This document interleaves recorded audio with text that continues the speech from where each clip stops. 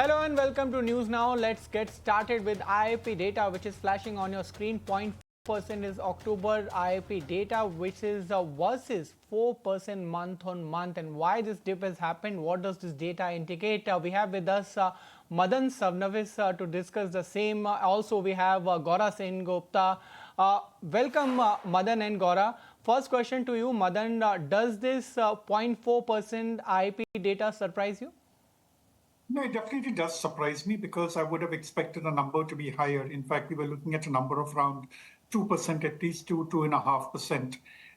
This is primarily on account of the fact that when we are talking of GST and the impact on industry, there should have been an upswing in terms of production of consumer goods, because we had known that the coal sector had virtually a flat growth for the month of October, but we were a bit more sanguine about what would happen in the consumer goods side.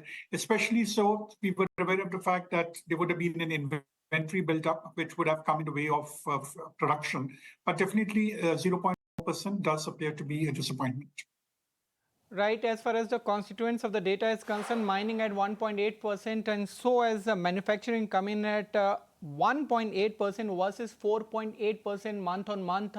Gaura, what is your reaction? 0.4% overall and manufacturing and mining both at 1.8%. So generally the consensus was that there will be a slowdown in IIP growth. This is more, yes, it's less. The growth rate is lesser than expected. But there are a number of factors. One, IIP tends to be very volatile. It's still on the old base. Secondly, there is the loss of working days. This time Diwali was in the middle of the month. Last year Diwali was towards the end of the month. So that helped in last year the number of working days in October were higher. And there was also an adverse base.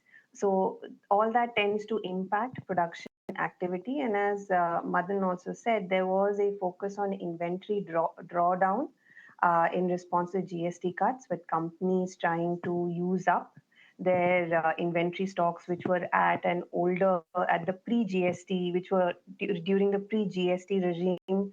And we also saw that in the GST e-way bills, which slowed down in the month of October. So I wouldn't read too much into IIP.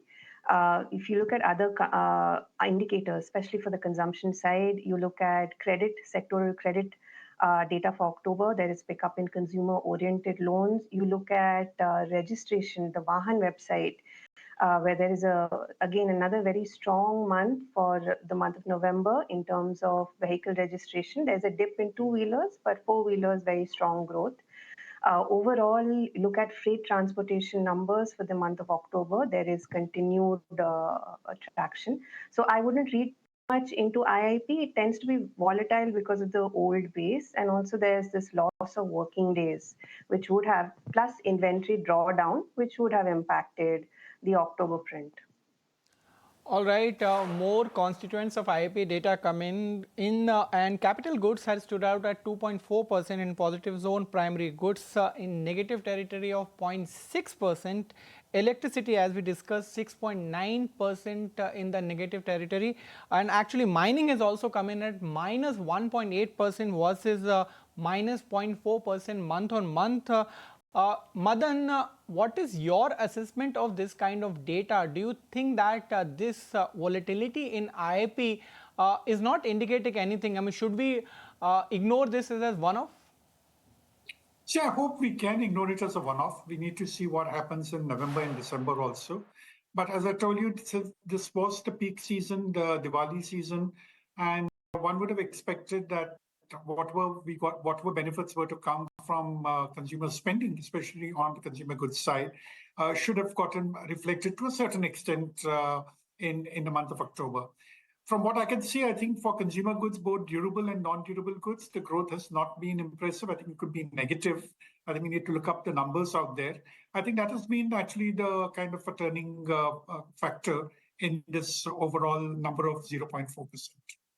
Right, and if I can see the correct data, consumer durables has actually come in at minus 0.5% intermediate goods at 0.9%, infra goods at 7%, which is continuing its pace, although it has slowed down month-on-month basis. Last month it was 10.5%, and capital goods has come in at 2.4%. Gaura, consumer durables in negative territory. What is your reaction on that? Again, it's an inventory drawdown. So instead of basically, we did see a ramp up of production in September. So there was a jump up of around, I think, 10%, if I remember correctly, for consumer durable goods production in September. So some sort of a clawback in October is expected. Again, that loss of working days because Diwali fell right in the middle of the month compared to last year. So that could have had quite an impact, to be honest, on the year-on-year growth rates and also inventory drawdown. So once the GST cut and there was some clarity, from a producer perspective, it would be safer choice to draw down the older inventories and then add to fresh production. Also, IIP base does not really capture the real consumption patterns. That, for example, the newer forms of for example, just to give you an example, if you look at television, right, the LED, LCD televisions, they are not captured by IIP because the base is so old. So I wouldn't, again, read too much into IIP. Definitely, you can't ignore the production, this monthly production indicator, but it tends to be very volatile. I'll wait for the November numbers, which would have less impact from the working day loss. It'll also have producers adding to inventories post the drawdown in inventories during the Diwali month. So if I look at other indicators, we are seeing rural demand becoming broad-based. If I look at bank credit, which is the ultimate indicator for urban consumption, we see continued pickup in credit growth even in the month of November. We've got based on the fortnightly data. So definitely urban demand is picking up, rural is becoming much more broad-based. So I would wait for, let's say, the November IIPs before I, get a little concerned. So I would say there's a lot of noise in the data, so I wouldn't look too much into it. All right. Madan, how do you see manufacturing at 1.8%? Now that is slowing down. What is your assessment? Will you also wait for the next month data before concluding anything? Yeah, I think we'll have to wait for one more month's data. I think the inventory issue has been a significant one. But manufacturing is the segment which is driving the overall IIP number. And we should remember that this IIP growth number also gets included in the GDP calculations when the unorganized sector is being represented. So therefore, it is a significant component of overall economic metrics. And the next 2 months, November, December, will be very critical because if we are going to get similarly low kind of numbers, then I think we will have to reassess this entire story about consumer demand reviving, because we have seen it in terms of sales of especially on the e-commerce sites as well as automobiles, that September and October in particular have been buoyant when it comes to sales, but that needs to work backwards into production. That's something which doesn't seem to have happened in the month of October. And therefore, the next couple of months would be critical because companies will have to both ramp up production to meet demand, as well as to build the inventories in a normal course of business activity. Right. And Gaura, infra goods coming in at 7.1%. Do you see the silver lining, or you think that again it is due to volatility?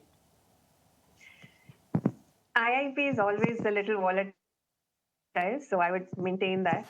But if I look at bank credit data, what we are seeing is large corporate borrowing from banks has picked up. It's very gradual. It's still initial stages. It's tracking at around, in the month of October, around 4%, 4.3%.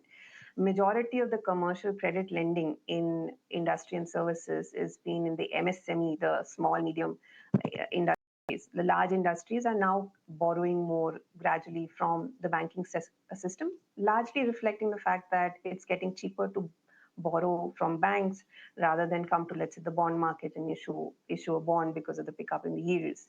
But again, I would still say, given the Q2 GDP numbers, where again we had a very strong fixed capital investment growth, it would require support from the private sector, but we don't have too much high frequency. But looking at Q2, I would say there is some recovery would have taken place in private sector capex, but it's very initial days in this sort of uncertain environment where we still don't have a trade deal. I think companies will rightfully be much more conservative. Also, one of the reasons, though the IIP data for capex is still quite healthy, I would say, one key drag that will happen on capex will be the fact that government expenditure, even if you look for the month October where we got recent data, both center and state capex growth is slowing down quite sharply. And this is because of the revenue collection challenge that they're facing. So on the whole, I would look at IIP in conjunction with other data. I would say from the consumption side, at least what the other high frequencies are indicating, there is a pickup in urban and rural. On the investment side, the drag will be from the fact that the government capex, at least in the state government, has begun to slow down. And we will see more of that impact going into Q3. Also, one more point on manufacturing. If you look at manufacturing IIP, it tends to have a very close relationship with exports. So as long as we don't have that certainty on exports, especially from a trade deal perspective, it will continue to drag down. Also, another noise factor in the IIP is the sharp decline in electricity.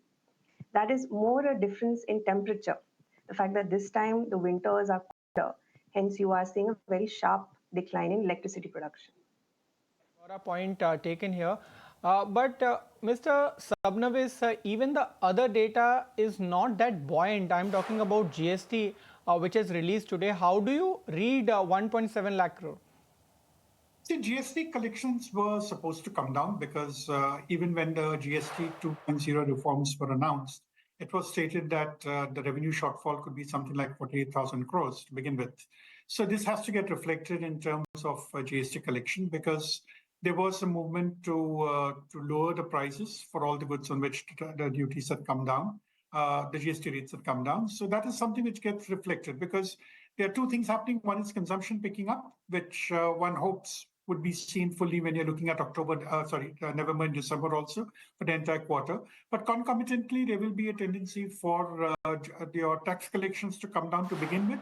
But as the pace of consumption keeps increasing, that is, if it does increase, then definitely there'll be a case of revival in terms of growth in GST collections. So I would suspect that even for the month of November, there could be a slowdown. We could get a similar kind of number in terms of GST collections before there is actually a pickup which takes place subsequently, provided consumption maintains that tempo.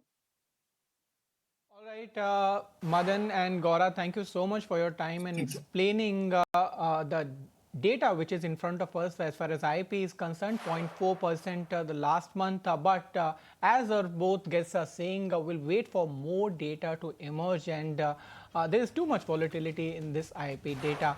But with this, it's time to take a very quick break. After the break, a lot coming up.